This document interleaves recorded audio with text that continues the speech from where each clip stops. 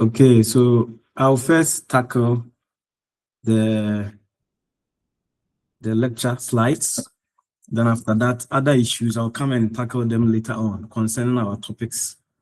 And then we start working on our questionnaire. So today I'll introduce you to how to start developing questionnaires and where to put your questionnaires in terms of putting them in the Google Scholar and generating something like a share link or a link which will be used for data distribution or data collection. So that's what we will do later on. But first, let me take you through what I have for you today. Can you see my screen? I hope my screen is clear. If in case you can't see, let me know. Or if there's an issue, you prompt me. So the last time that we met, I took you through structural equation modeling.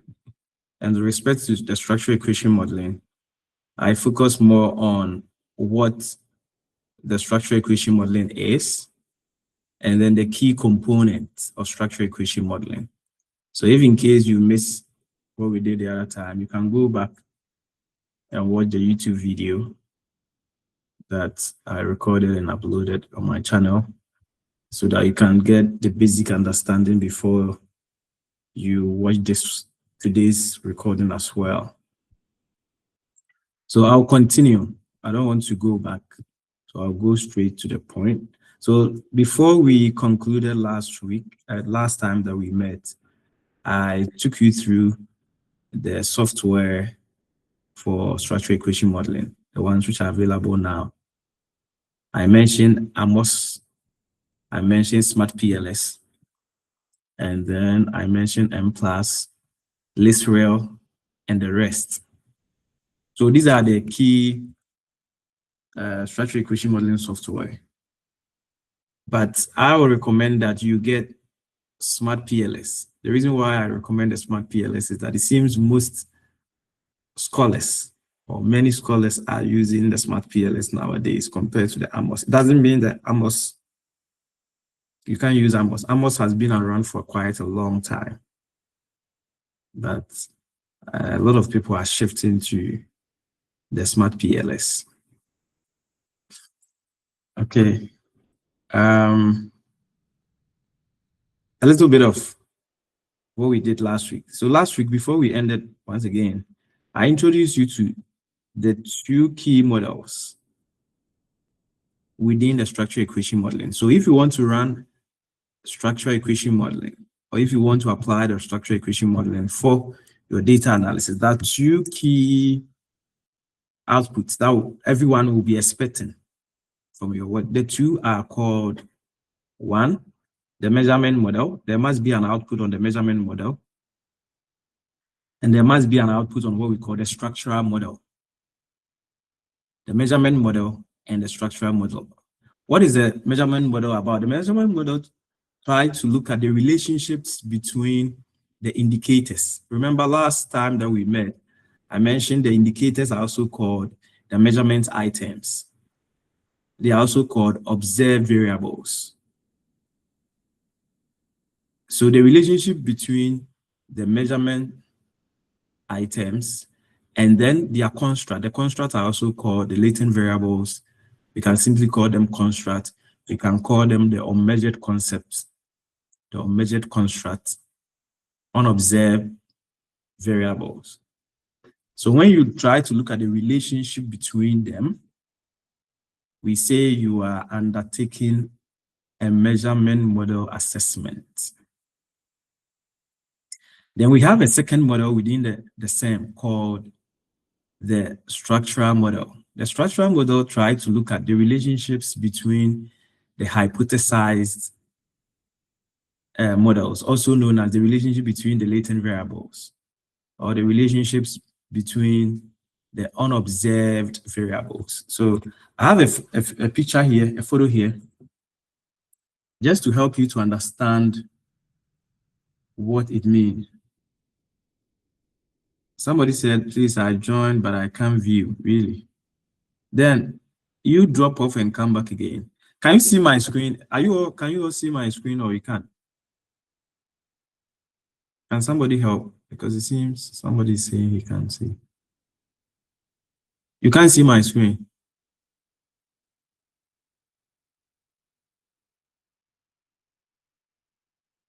Can you see my? Can you, or you can't? Can somebody help me to know whether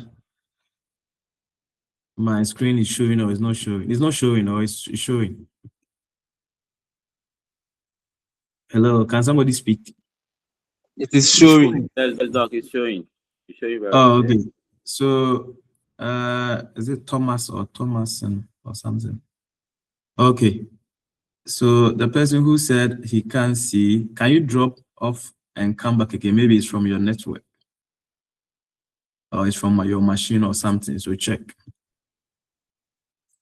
Okay, let's keep going. So that is the measurement model. That is the structural model. You need the two of them. Now let me show you the diagram. So this is how it looks like.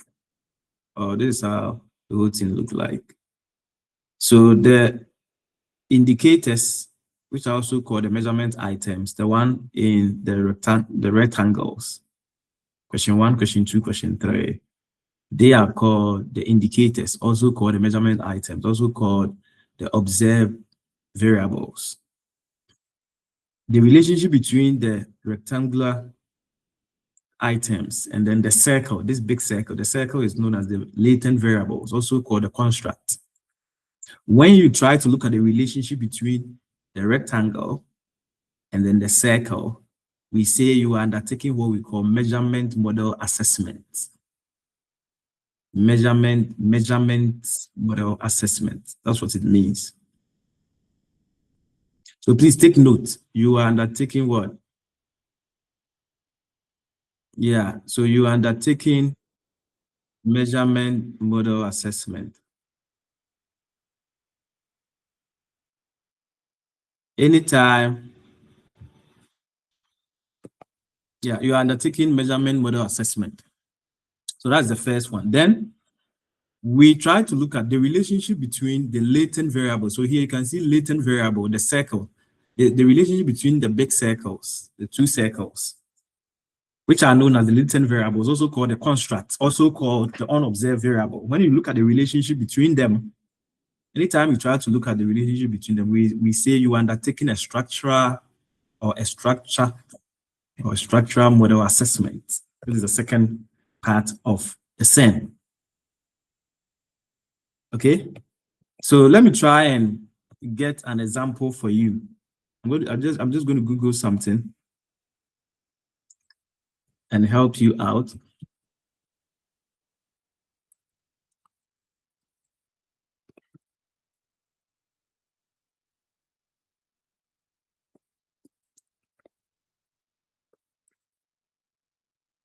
So let's try to look at something, then I'll use that to help you to understand it. So let's look at this.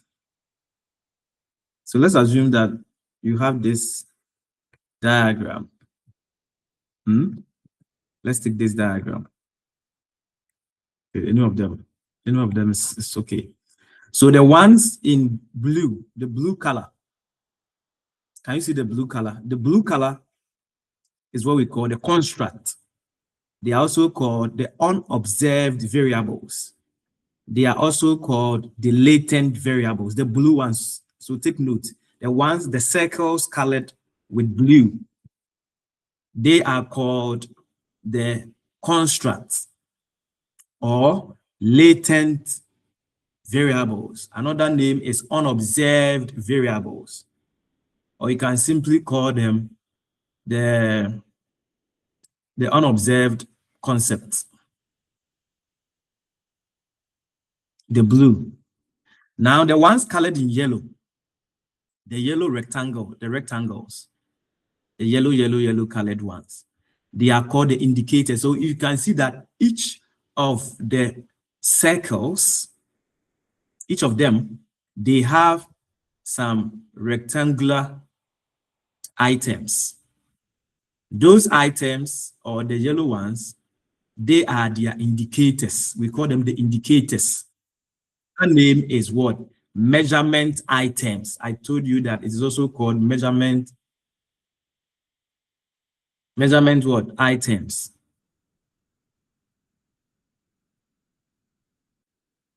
It's also called measurement items. Good. So when you try to look at the relationship between the yellow items or the yellow indicators and then the blue, the circle colored with blue, we say you are undertaking measurement model assessment.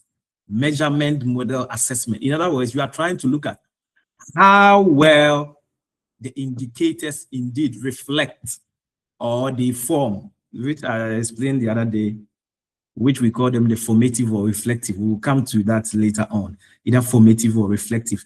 How well they reflect them. Now, let me give you an example. Today is Val's Day, right? Today is Valentine's Day or Val's Day. Today is the day that people are celebrating love, right? Love is an abstract concept. We all know love is an abstract concept. Nobody has seen love before. Is there anyone here who has seen love? Is love blue or green? Has anybody seen love before? I don't think anybody has seen love before. But what will help us to know that this is love or somebody is showing love? Now let's give examples. So today being Val's Day, I know today some people will buy gifts for their boyfriends or their girlfriends or their wives or their husbands, for their loved ones. So gifts. Even the gifts, we have types of gifts. Some will buy cars, some will buy flowers, some will buy what? KFC. Some will give their loved ones a return ticket to Paris or to Kruya, or what? Anyway, some will do all that. I mean, people will do things for their loved ones, and that will show that, I mean, those people, they love their partners or the people that are in their lives. So we all cannot see love, but there are things that will help us to know that there is love. So love will become what? Love will become the abstract concept, which is the blue one, which is what we call the latent variable. The latent variable or unobserved variable. And the thing to help us to know that there is love is the gift, is the plane ticket, is the KFC, is the car that somebody will give, the car that somebody will give to somebody today, is the money that the Momo that somebody will send to somebody today, the money transfer, the PayPal. These are the things, these are the indicators to help us to know that there is love. This person loved this person, or this person liked this person. I hope this one is clear, it's simple, easy, right? So love is the abstract concept, which is unobserved, because nobody has seen love before. If you tell me whether love is blue or green or red or white or yellow or whatever, I can't say. And I think the same applies to you. If I ask you to describe how love is, you can't tell me. It's an abstract concept, but there are things to show, or there are things to indicate that indeed there is love, and they become the indicators. So the yellow ones become the indicators of love, and I have mentioned some of them, like the gifts, the plane tickets, the money, and the rest. They show that somebody loved the other person. Is that okay? Good. So when you try to look at the relationship between the indicators I mentioned, the gift and the money and then the plane ticket and all that, and then the love, we say you are undertaking measurement model assessment. Measurement model assessment. So take note, you are undertaking measurement model assessment. Now let's move on. Apart from love, the other things too that people also look at people's personality. Personality can also be an abstract concept. What will help us to know somebody's personality apart from love? There are many other things, right? Maybe the person's kindness, how the person talk, how the person's intelligence, like the way the person applies his or her wisdom to certain things. They can also form another thing. So when you try to look at the relationship between the lab and then the personality of someone, which is the blue and the blue, blue, then we say you are taking structural model assessment. So it's very simple. I don't want you to have this kind of confused, abstract thinking about structural equation modeling. Structural equation modeling is very practical. There are things happening in our lives. For example, in this context, in this example, I can see perceived usefulness, behavioral intention to use, actual system use, perceived ease of use, and attitude towards using. I'm sure, let me confirm, I'm very sure it's from the theory of either planned behavior or technology acceptance. I'm sure it will be from technology acceptance, yes.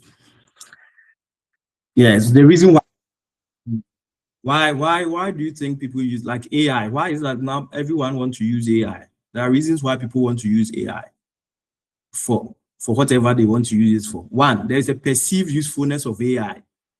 People have a certain perception that AI is useful for whatever they are doing. Two, it is easy to use. For example, not to say something, but within the week something happened. Some of my students, or one of my students, we got to know that he did some work by using AI. You know, one of my students, he did some work by using AI. Yeah, I don't want to go into details about what the work is about, but we got to know. Then I asked this person, why did you? And then the person said, I was busy. I had so many things to do. I was busy at work, so I wanted to get the work done as soon as possible. So I decided to resort to my ChatGPT, my co-pilot. So it's easy to use because, for example, if I give an assignment right now and you have co-pilot or you have ChatGPT, the only thing that you have to do is just put a topic or put a question in there. It will generate a whole answer for you. In fact, nowadays, people use even co-pilot ChatGPT to write essays, to write journal articles. But is it good? Yes, that one is another thing to be discussed another time. The ethical implications of it and how it breaches academic integrity rules. That one is a different thing to talk about. But in a nutshell, what I'm trying to say is that with the use of some of these generative AI, it makes work easy. It's easy. It will make this thing easy. You will not struggle. You will not hassle. You put your thing in there and then you get a result. And then people also have a certain kind of attitude towards the use of new things. Everybody nowadays, like anywhere or everywhere you go to, people are talking about ChatGPT. People are talking about AI. AI has become the main point of discussion everywhere. So because of that, you will also love to, you want to use it. There's a certain attitude, there's a certain perception, there's a certain love for AI. And then behavioral intention to you, and you yourself, because you have heard how good it is and how nice it is and blah, blah, blah, you will also be influenced. So as you can see, all these things will influence you as you see that the thing is moving this way from the left to the right. It will come and influence your intentions, even how you think about, because now you see a lot of people anywhere you go to, you are trying to watch the news, they are talking about AI. You go on your internet, it's AI. You go to the classroom, they are talking about AI. When your friends are talking, they are talking about AI. Everyone is talking about AI. So you are likely to be influenced. Also, then let me also go and try it. It's just like some time ago when, is it computer or something, like even normal computer, even social media. When you read the history, when the social media or the social media platforms came, around the 2010s, 2011, 2012, 2013, 2014, 2015. A lot of people decided to switch to go and use some of these social media platforms because of what they heard from their friends or what they saw in the media. You are influenced. We are all influenced in one way or the other. So if the way you behave, the way we behave, they are influenced. And this is the theory. So as we can see, this is the theory or model propounded by someone who will come there, because in structural equation modeling, theoretical development or theoretical assessment is very important. So those of you who have not been, or you don't know much, or even if you know, maybe you don't know how to go about using models. I'm talking about theoretical models in your research work. This is the time, or this is the point that I'm going to help you out. Yeah, and what we are doing is more PhD level thing, but at the same time, I also scale it down to everyone's level so that we all get it. Because normally it's at the PhD level that people develop theories and models and try to test them and try to come up with frameworks and best practices and all that. Yeah, but I'll teach you so that you get all these. Especially those of you who are doing PhD, I think it's a good thing for you to follow this thing and follow carefully. Because if you are a PhD student, your thesis cannot be a master's student thesis. Yeah, if I am assessing your thesis as a thesis examiner, and you are a PhD student and your work look like a thesis from a master's or undergraduate student, I may not pass you highly. I want to see things like some theoretical model development, some model testing. If it's a lab work, you have done some testing. If it's some practical construction stuff, you have done some practical work. There's some results, and the results are going to impact people. They are going to influence policies, and they have implications for future research. If I don't see these things there, it's likely your work will not pass. Anyway, let me come back. So you need to have some theories. Have I skipped something? I don't think. No. So yeah, so we have our structural model, and then we have our measurement model. So I hope you understand them, right? Okay, now we move on to how do we assess the measurement model? So that's the first question. So once again, I don't want to go back to the blue and yellow thing, because I think you understand it based on this and also based on what I showed to you. How do we assess the measurement model? Because it's a model. Every model must be assessed, or every model must be tested, or every model must be examined. How do we do that? Very simple. So that will bring us back to what we call the factor analysis. So those of you that I did factor analysis with, or even if you don't have an idea about what factor analysis is, I want to encourage you to take this opportunity. When we are done today, I have some videos on my channel. Go and watch them. Or there are so many videos on YouTube about factor analysis. You can also decide to even read about them too, because some scholars have also come up with some ways, very simple ways of learning factor analysis. So one of the main analysis tool that we use to assess the measurement model is factor analysis. And with the factor analysis, it depends on the kind of items that you have. It depends on your latent variable and the kind of indicators that you have. For example, if I'm trying to look at the reason why cocoa prices have reduced, I think it's a talk of town today, right? Like Ghana right now, everybody's talking about it. They have reduced cocoa prices. I mean, a bag of cocoa has been reduced. if you try to look at what caused this, or what are the causes, what are the reasons? There are many reasons. There's not only one thing that led to this. Yes, everyone will attribute it to the world cocoa price and so forth, but there are other reasons that we can also look at. We can attribute this reduction to.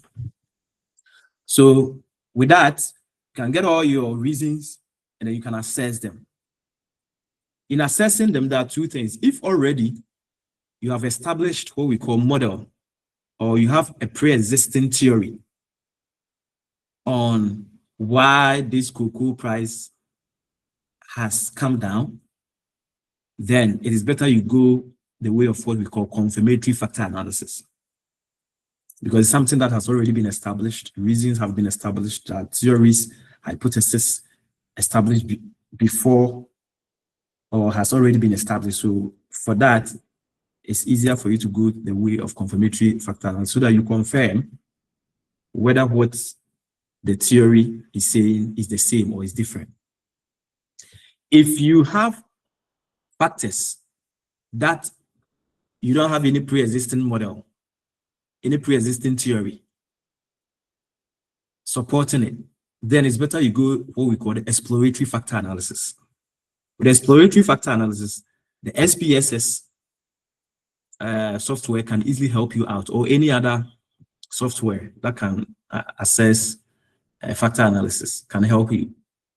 With that, we don't have any pre-existing theory, we don't have anything. So you just put the factors into the data into your software, and it will generate what we call the principal component, which we call the principal component. That's what we call principal component analysis. And with the principal component analysis, we'll be able to, or we are able to get to know the key factor groups. And out of the factor groups, it's easy for us to establish what we call the latent variables, the unobserved variables, based on the common patterns of the factors. Okay, so the measurement model in this context will highly be dependent on the kind of data set that you are dealing with, the kind of measurement items, the kind of indicators that you are dealing with. If your indicators have already been established with a pre-existing theory, pre-existing model, with hypothesis, then it's better you go the way of what we call confirmatory factor analysis. But if you don't have anything, in fact, maybe you are the first person even undertaking this, or there's no pre-existing studies, nobody has hypothesized, nobody has tested, nobody has done any assessment on this, then it is better you do what we call exploratory factor analysis. So that's how we undertake the measurement model. Later on, I'll come to what are the possible outcomes. Like if I undertake the measurement model, what are the potential results that must come out of my work? So we'll later on see what something that we call indicator reliability, internal consistency, convergent validity, discriminant validity, and so forth. These are the things that must come out when you undertake either the exploratory or confirmatory factor analysis. Yeah, I'll come to this later on, but not now. So that is the thing for the measurement assessment. With the structural model, we normally measure, or we assess the structural model using what we call the path analysis. Path analysis. So later on, you can go and read about it. You can use what we call the path analysis. Path like, I mean, somebody's on a path, somebody's walking on. Path analysis. That's what we use. And that helps us to assess the relationships between the latent variables. We use the path analysis. And that's one to when we undertake it later on, we'll be seeing certain results. And some of the results that we'll be expecting to see is we'll see the effect size, the R square, the adjusted R square, and so forth. Actually, the path analysis work almost the same, I would say the same as undertaking what we call regression, a normal regression analysis. And I know some of you have already taken regression before, like OLS, ordinary least square, or panel regression, or GLS, or any form of regression that you can think of, the logit, the probit, and the rest. So the path analysis, which is used to assess the structural model, work just the same as regression. So I'll come here later on. Before we go into the questionnaire, which is the main focus for today, I want to give you the two categories of structural equation model or modeling. The entire structural equation modeling, currently, there are two main categories of models which are available that you can undertake. And each of them, whether you undertake the first one, which is called the partial least squares structural equation modeling, or the covariance-based structural equation modeling, you still have to assess this, whether any of them. At the end of the day, whether you are undertaking a PLS, what we call the PLS SEM, or the covariance CB SEM, you still have to assess the structural model and then the measurement model. So what's the difference? And when do you have to use the PLS? Okay, so I'm going to give you the point where, one, if you really want to undertake a SEM, any SEM with you, if you have a data set and you want to undertake SEM, and you have a small sample size, and when I say small sample size, I'm talking about a sample size which is less than 100 or which is less than 200, or let's say less than 300, then it is better you go for the PLS SEM. When you have a sample, a data set, a data sample, and you undertake the normal distribution analysis, you try to check whether the data set is normally distributed or is not normally distributed. You undertake that using what? Shapiro-Wilk test. So those of you that you were in my class last year, we did the Shapiro-Wilk test and Kolmogorov-Smirnov. These are the tests that we use to assess whether a data set is normally distributed or is not normally distributed. If you do that, and when we say a data set is normally distributed, it means the data set looks like a bell shape, a normal bell, the bell that we ring. If you undertake that analysis and it come out that your data set is not normally distributed, which in most cases, especially when you are dealing with questionnaire data sets and all that, it happens, in most cases it happens, then it's better you use the PLS SEM when your data set is not normally distributed. Also, when your data set has no homogeneity, or in simple terms, there are heterogeneity in terms of the variances between the data set, then it's also preferable that you use the PLS SEM. Okay, so these are some of the things that will help you. Any other thing, if you are dealing with a large sample size, let's say you have 500,000, 1,500, 8,000, 10,000 sample size, which has, or normally it happens with the secondary data set. If you have a large sample size data set, which has been taken for 15 years, 50 years, 100 years, then it's better you go for the CB, the covariance-based structural equation modeling. And also with the CB, your data set must have a normally distributed, normal distribution. The data set must be normally distributed, and so forth. So it depends on the condition, and any of them. One of the papers I wrote last year, I have justified why I use the PLS. So at each point in time, when you are undertaking any of them, you can't use the two at the same time. Normally, it's not even advisable to use the two at the same time. You don't have to use the two at the same time. Use one of them. But once you decide to choose one over the other, you must justify why. So if you decide to go for the PLS, which is the partial least square structural equation modeling, you need to justify. You have to give reasons why you think it's better than the CB. And if you want to go for the CB over the PLS, you need to justify why. Okay, so that's it. I'll come back to these things. I'll revisit all the things that we have done in the past. But at this point, I don't want to keep on talking and talking and talking and talking, because talking and talking and lecturing, normally they don't produce any good results. I always prefer that we apply our knowledge to some practical things. So therefore, we are going to apply. That is the reason why I made everybody to send their topic. Okay, so we are going straight away. From today, I'm going to tell you to start developing questionnaire, and then I'm going to show you where to put a questionnaire. The next time that we'll be meeting, which is in 2 weeks' time, your questionnaire must be ready. Not only the questionnaire, it must be in a Google form.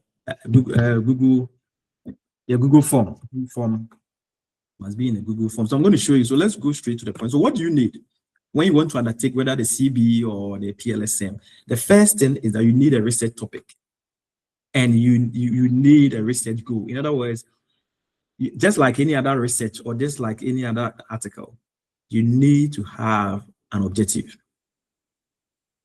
Okay, so for example, if I'm trying to look at the reasons why generative AI is not or has not been adopted in Ghana, reasons why generative AI has not been adopted in Ghana. Here, I can easily pick my research objective or go from this. And then from here, I'll move on to the other part. So the first thing, topic, normally out of your topic, you get your research objective. So the research topic and research objective, normally they go together. They always go together. Your research objective and your research aim or purpose. So the question that somebody will ask is, what's the difference between research purpose and research objective? There is a difference in most cases. Whilst I know that in some cases too, they are used interchangeably. The difference is that normally the purpose or the aim tend to be the main thing. And then the objectives tend to be the sub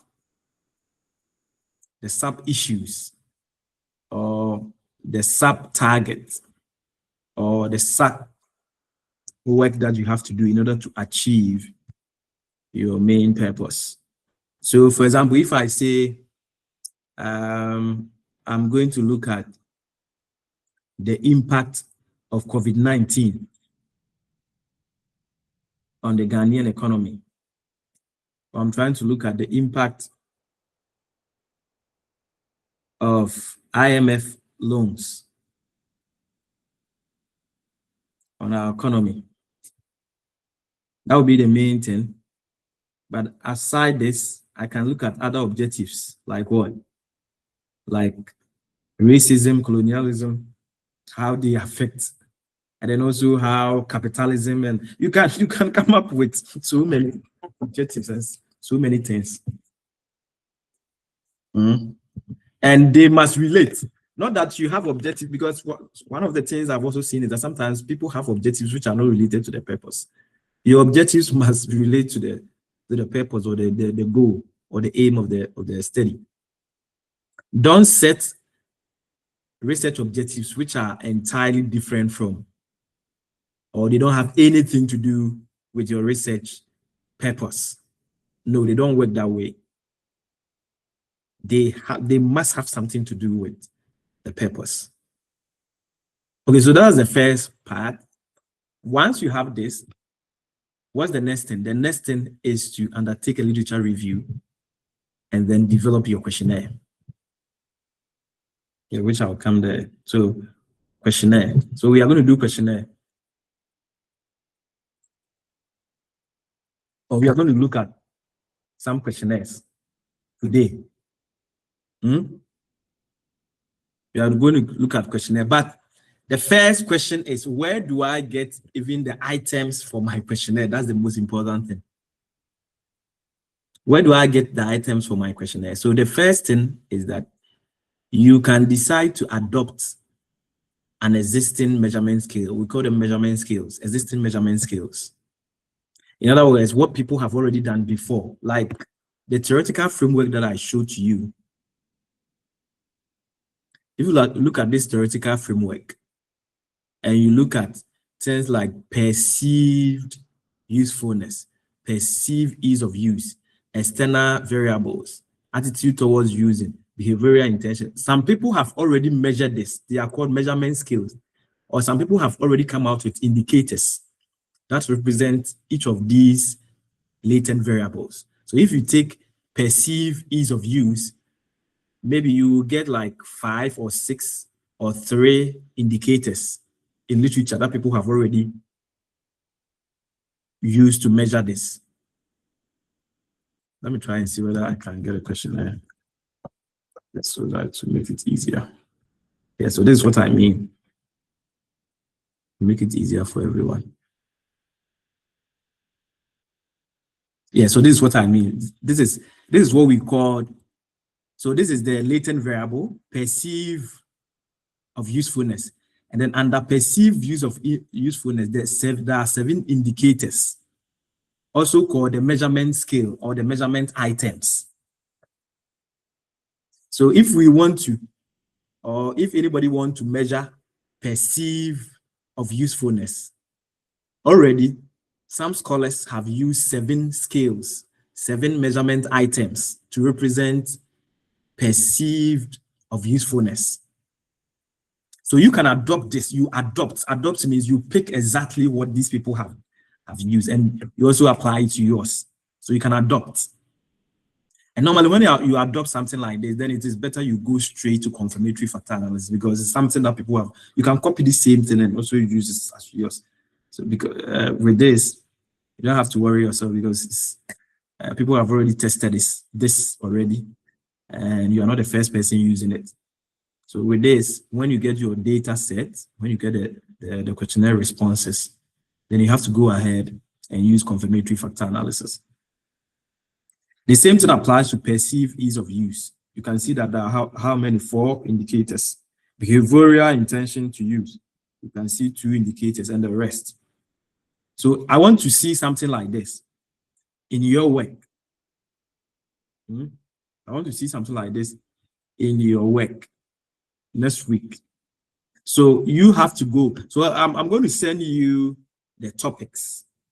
I have modified all of you, your topics. Some of you too, I have changed your topics, because there's some of the topics that some of you submitted. If I allow you to do it, it's not going to help. It doesn't mean that your topic is not important. I want to say this. I'm not saying your topic is not important, but as far as this structural equation modeling is concerned, I have modified and shipped it so that we can get a certain resource at the end of the day. It doesn't mean, so don't see it to be like I'm trying to say that the topic that you send is entirely bad or something. But I'm just saying that because of the same, because of the model, I have shipped, I have modified, I have changed. Some of you have entirely changed your topic. I've given you new topics. So I'll publish it once we are done by the close of today. Yeah, so once you get this in this, so please go and search. If there is no measurement skills like this, then you have to come up with your own items. You have to come up with your own items, right? Okay, there's one student here. I don't want to mention the person's name, but the person knows what I'm talking about. I won't mention the person's name. But there is a certain paper that we submitted to a journal, and the questionnaire that we put in there, the journal is a very top tier journal. They were in the process of accepting our paper or taking it to review so that we get good comment. Not knowing our questionnaire, the items in our questionnaire, I don't know what happened. We didn't look at the thing, and there were so many similarities. Like, for example, this P1 is repeated. The same P1 is repeated as what? PU6. It's the same, it's repeated as PU3. All of us, I mean, for whatever reason, we couldn't check. And because of that, our paper was rejected. I have to come back, or we have to come back, and all of us have to sit down and work on it, and then it's under review, which is doing well. So what I'm trying to say is that when you are developing your questionnaire, check the items very well. The items that you put in there. For example, if you are looking at barriers, if your thing is about barriers or factors or reasons or whatever that you are looking at, the factors in there, the variables in there, you need to check them. See that the things that you are using to measure whatever you want to measure, they really measure, and also make sure that they don't repeat, or you don't repeat the same thing many times. Okay, you don't repeat the same thing many times, because if you repeat the same thing many times, in a way, you're going to be exposed in the long run. So don't do that. But I'll take my time to review. So anyway, I'll take my time to review. So that's the first approach of getting your questionnaire design. What is another approach of designing a questionnaire? Another approach of designing a questionnaire is taking it from a scratch. This one, you don't adopt anything from anywhere. And when I say you take it from a scratch, I mean, if you are looking at something like factors or reasons or barriers or issues that are related to a certain latent variable, you can go and do your own literature review. You know, when I say literature review, I'm talking about go and read articles. You read articles, you read literature, existing literature. And based on that, you come up with your own factors. I'm going to show you one. So I put together something not too long ago. I put together something and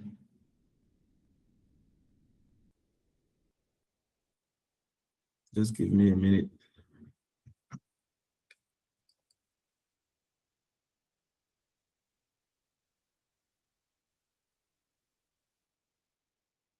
Showing. I put together a questionnaire, and with that questionnaire, I was looking at, anyway, I don't know where that's going to. Probably I'll have to take my time and okay, let me show you this. So something like this, assessing the effectiveness of internal controls in the non-bank financial institutions in Ghana. So with this, if you go down, you see that each of the items that I put here is something that I developed on my own. Like, for example, if you take control environment, I just look for some issues which are related to control environment, like code of conduct or ethics or policy, just like how we have been doing it, all of us, we have been doing it in our questionnaires. Okay, so if you pick each of the items, the latent variables, you just go and look for things that can represent that latent variable. So you take something like control environment, you take something like what did I measure again? Risk assessment. I came up with items, like I have the items here can also be in the form of questions. It could be in the form of questions, it could be in the form of statements. Anyway, I will share one with you so that you look at it. So I will share one Google form, and I also share one questionnaire which is in the document form, which is in the Microsoft Word document form. That's what I will share, so that it will guide you for you to know how to go about it. And if you can, please send it to me. And it is better you do it as soon as possible. Even with the topic, many of you took a long time. I don't know what you were doing, and that made you take a long time. Is it difficult to get a topic? I don't think so. Oh, it's difficult. Anyway. Okay, so yes, so that's the questionnaire. So I want everyone to, this is the last part. We are done for today. I want everyone to develop your questionnaire. Please, that's the assignment. And there'll be nothing like excuses, oh, I don't know, and blah, blah, blah. I will not take it. I'm pleading with you. Yeah, this is what I wanted to show. Yeah, I've seen it. Yes, this one. Okay, so climate resilient PPP infrastructure project. I have my preamble, and then I have the information about the participants. Then, what again?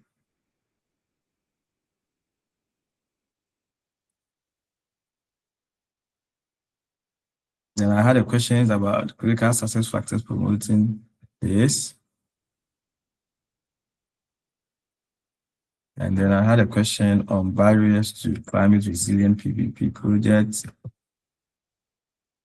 Yeah. Anyway, I'll share with you how to go about it. But I also look for another one in a Word document form so that you get this. So what are you supposed to do? Two things. One, please, you need to review literature. These items or these things don't come on a silver platter. You don't just get up and get them. To get them, you need to review.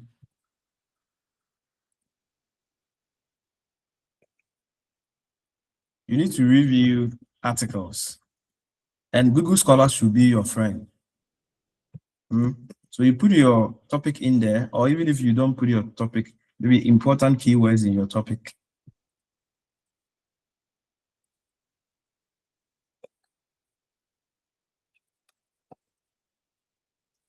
And then I'm just giving an example, like green buildings and generative AI.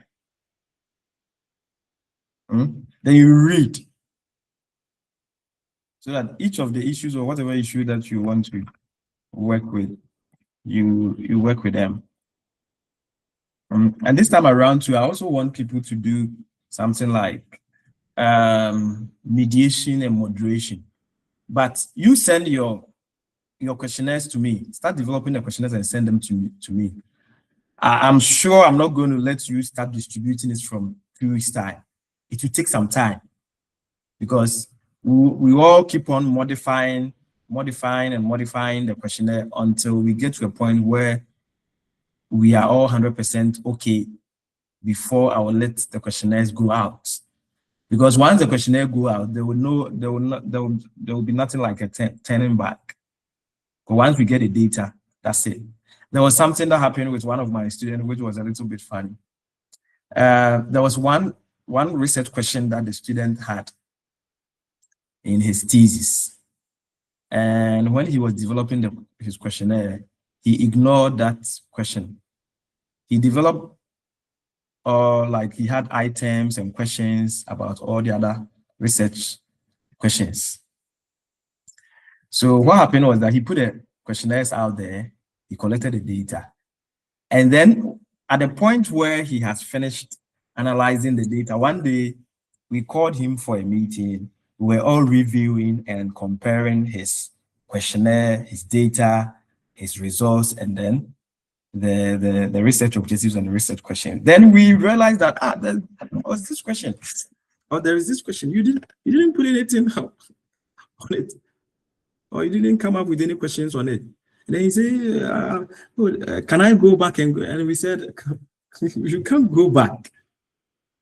Like if you want to go back, then it means like you have to discard, or you have to delete, or you have to put away the results. At that time, I think he has almost like 150 or about 200 or so people have already responded.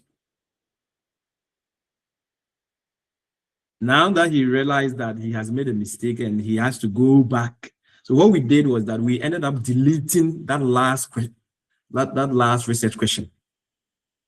Because any examiner who will examine your work will say, okay, so what is the questions, or what are the questions on this last research question? If you don't have it, then that means your work is not complete. Yeah, so that's what I'm going to do with you. So I'll make sure that we all keep on working on it and working on it as we go through the tutorial and lecture this thing until the point that I am okay. Then I'll tell you, go ahead and distribute the questionnaire.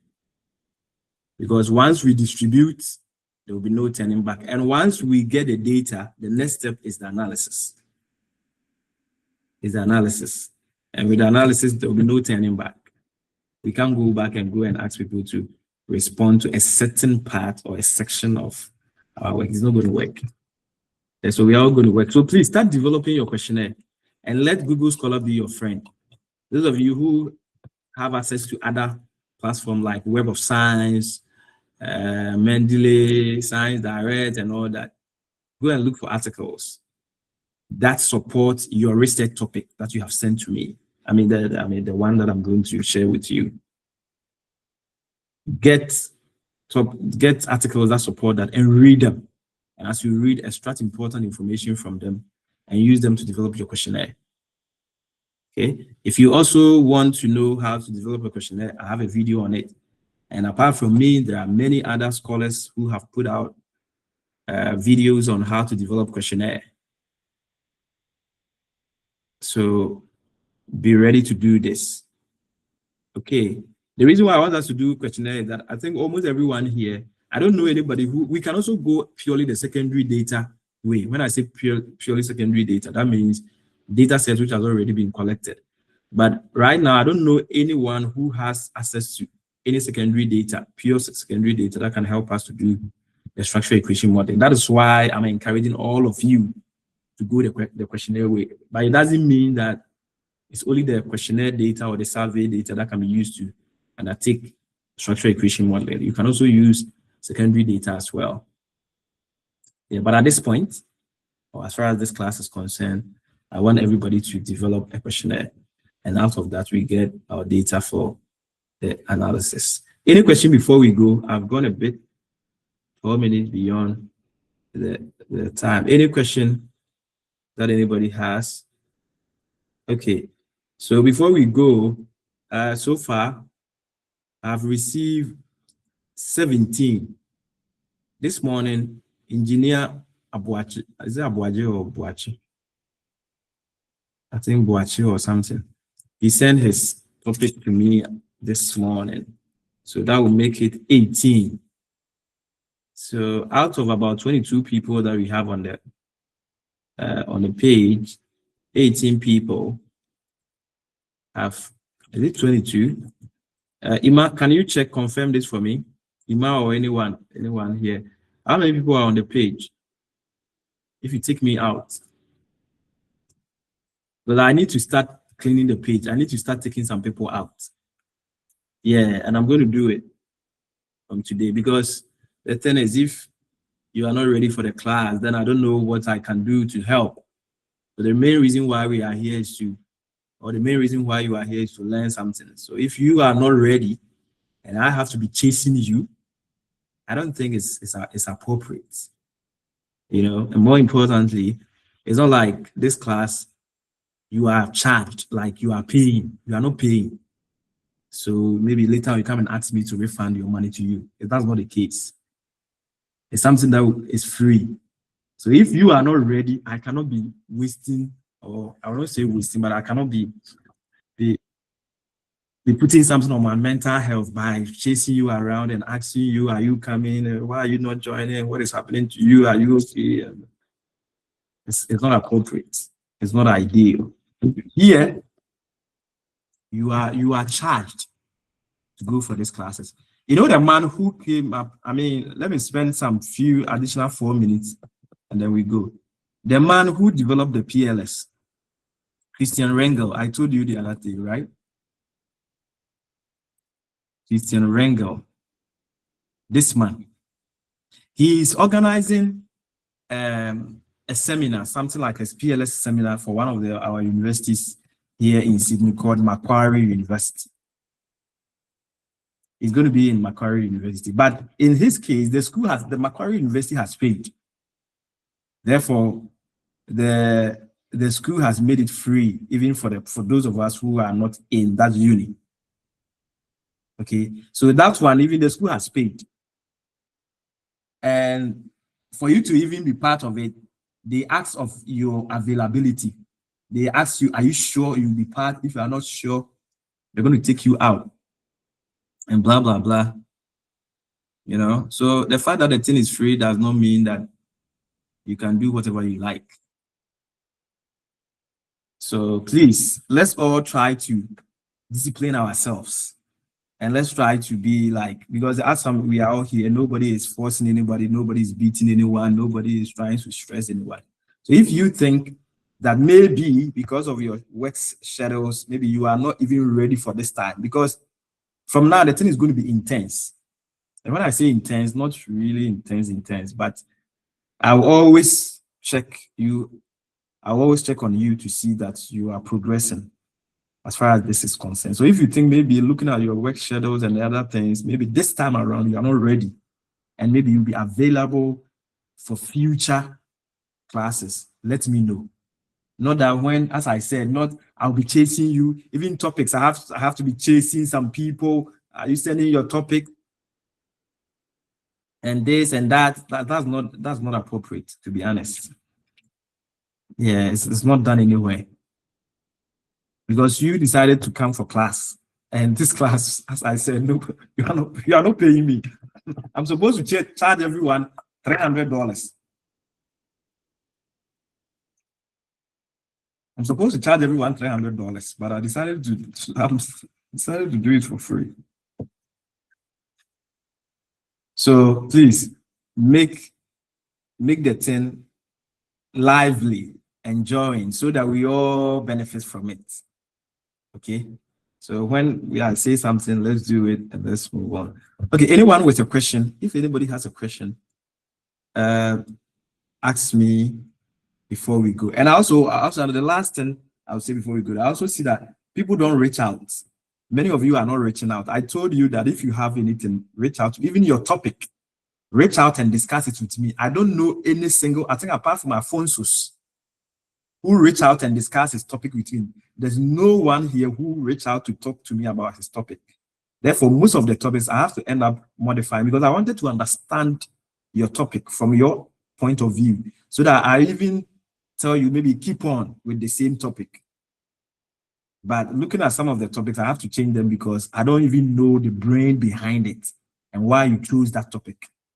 I told you to contact me, reach out to me so that we talk about it. But nobody reach out to me. It's like, it seems many of you are even far busier than me. You are far busier than me. I mean, my work schedules, Solomon will tell you, I'm extremely busy. Solomon is here. Solomon, I think you can tell them how busy I am. Yeah, no. It's not easy. It's not easy. So please, let's try and get our ass together and move on. This is something good for all of you, whether you are doing masters or PhD. This is a great opportunity because, as I said, people are paying thousands. People are paying money to get this education. Yeah, but in this case, it's free. Yeah, so let's do it. It's good. Some of you can use this for your PhD. PhD, not even master's thesis, and it's going to be accepted because PLS currently is a hot cake. It has been a hot cake all these years, but this time around, it's still one of the data analysis tools that people really cherish because of the content and the richness of it. Because it contains a lot of statistical and mathematical stuff that it takes somebody who really is into the thing before the person can do it. Yeah, it's far, I would say, difficult. I'm not trying to pitch against any data analysis, but if you take, let's say, qualitative and all that, this one is up there. So make use of it and let's move on. Any question before we go? Any question? Anybody has a question? Is there anyone here who has a question? Okay, if no one has a question, I'm going to publish the topics today. So if in case you have not sent your topic, I'm giving you the last chance. Right now, once we are done, send your topic to me by WhatsApp. And if you want to call me and talk to me, call me and let's talk about it. I'm going to publish it by the close of the day. Once it is published, that's the topic that you are going to work with. As I said, I have changed some of your topics to align with what we are doing. So if you have any issue, reach out to me and we'll continue from here. And I also want to encourage you that I'm going to share the video. I'm going to do it. I will put it on the YouTube video. Rewatch it. But the more you watch and practice and watch and practice and watch and practice, that's how can you become an expert. That's how this whole thing work. Okay, I wish everyone the best. Have a great Saturday, especially today is Val's Day. I want to take the opportunity to say that enjoy today and yeah, have a lovely day with your partners and your lovers and whatever, your friends and your families. Yeah, take care. Bye bye. God bless. Bye bye. There's no question. You're welcome. Bye.